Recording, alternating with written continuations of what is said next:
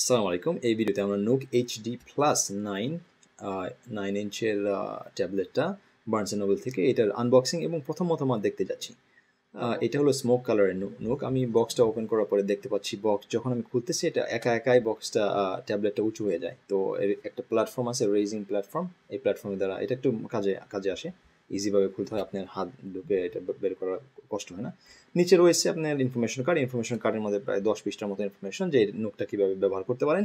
তার নিচে রয়েছে চার্জার এবং ইউএসবি। তো এগুলো বহুত উপকারী। বক্সটা সরিয়ে দিয়ে আমি আমার নুকটার সামনে আনি।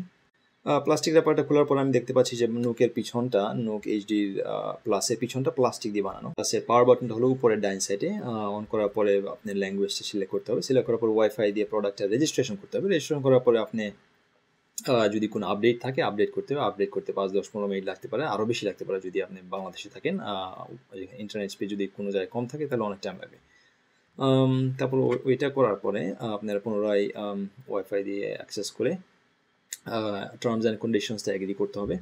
এগ্রি করার পরে আপনার অ্যাকাউন্টে যদি barnesandnobles.com অ্যাকাউন্ট থাকে এটা দিয়ে বানাবেন, আর নাহলে নতুন একটা অ্যাকাউন্ট এখানে ক্রিয়েট করতে হবে। তারপর আপনার রেকমেন্ডেশন দিবে, বইটার কিছু উদাহরণ দেবে, স্যাম্পল দিতে পারে।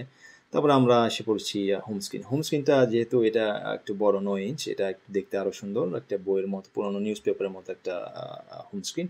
অ্যাপ আছে আপনার 11টায় অ্যাপ আসে। আমরা বই চলে যাই, গাইডের মধ্যে চলে যাই। এখানে আমরা এক্সপিরিয়েন্স করতে পারবো যে বই পড়তে কীভাবে।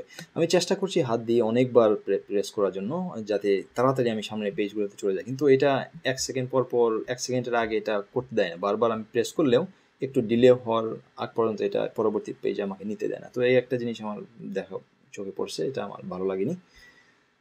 কিন্তু হয়তো এটা ওদের কোম্পানি থেকে এভাবে বানিয়েছে। তো আমার প্রথম ইমপ্রেশন হলো এইটার মধ্যেও যে নুকের মধ্যে কোনো ক্যামেরা নেই। এইচডির মধ্যে ক্যামেরা কেন নেই এটা আমি জানি না। এই বছরে, এটা 2013 সাল, আপেলের প্রথম আইপ্যাডটা বের করেছিল কয়েক বছর আগে। তখন আপেলের প্রথম আইপ্যাডের মধ্যে ক্যামেরা ছিল না। তো আপেল তো নর্মালি স্লোই, কিন্তু এই ট্যাবলেটগুলো, এখনকার ট্যাবলেটে প্রায় সব ট্যাবলেটে কমপক্ষে একটা ক্যামেরা, বেশিরভাগ ট্যাবলেটে 2টো ক্যামেরা থাকে। কিন্তু নুকে কেন কোনো ক্যামেরা নেই আমি জানি না, যে এটা কোনো একটা স্মার্ট মুভ তারা করেছে কিনা। তো দেখা যাবে, এটা তারা ভালো জানে। আর এরপরে আমি আরেকটা ভিডিও করতে যাব, রিভিউ ভিডিও এই নুকটারই, পুরো ডিটেলে যে কী কী ফিচার আছে, ফাংশনালিটি কীভাবে ব্যবহার করা যায়, কী নেই, স্পিড কতটুকু, এইসব জিনিস। তো ওখানে আপনাদের দেখাবে। আসসালামু আলাইকুম।